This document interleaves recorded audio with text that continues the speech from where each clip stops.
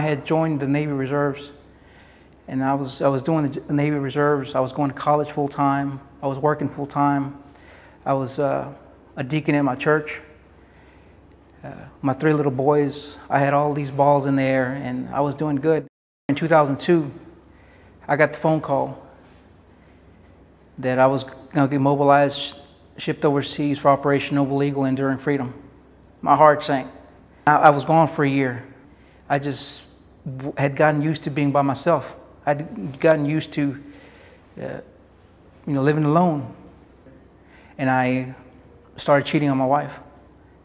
And that just became a big snowball effect. And next thing you know, I'm just really staying at work all the time, working 6, 7 days a week, easy, nonstop. And before you know it, I started drinking here and there. And one night, October 31st, 2004, Halloween, I should have been in church, which I didn't go, and I went to Buffalo Wild Wings with a coworker, and he and I were there from like 7 to midnight, and I drank some beers. And on my way home, I got into a car wreck. And the person at the scene, he passed away. And about 4 hours later, they came and they told me that I was indicted for intoxication, manslaughter, and they handcuffed my leg to the bed. And so, I hit rock bottom. I was found guilty, and they charged me with 1 count of intoxicated manslaughter and 2 counts of intoxicated assault. And they gave me 5 years for each of those running concurrent. But my wife and her, she's always been real loving and caring. He said, well, we're going to get through this. I mean, she knew that I had been cheating on her. She knew everything. But she was there, a strong pillar. She forgave me.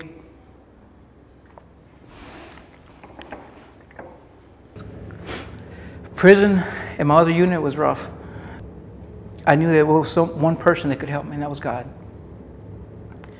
And I immediately went crying to him. I got me my first Bible, and I used to just sit there and devour that Bible and started doing all kinds of Bible corresponding courses, and I started learning. And coming to prison, I realized that I had a special wife, a Proverbs 31 wife. I have some real smart, beautiful boys, and I'm not there for them. I realized I failed God, and that which He entrusted me with, I failed. The Christmases, their birthdays, I missed all that, and they deserve a lot better. But because of my selfishness and my pride, I walked away from all that. So I just laid it all in God's hands, and He just confirmed me, you need to see your little boys. So on January 7th of 2006, they called me for a visit. It was going to be my first contact.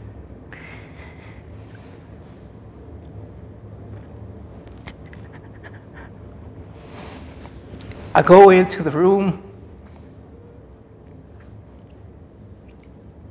and they're hopping up and down, Papi, Papi. We love you, we love you. And I just hugged them and kissed them. And the whole 2 hours, they were just right here. They weren't moving, they weren't going anywhere. And it was an awesome experience. The day I get out,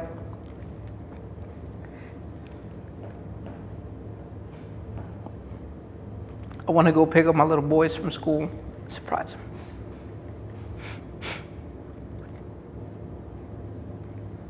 And just hug them and kiss them and tell them I'm sorry for leaving them.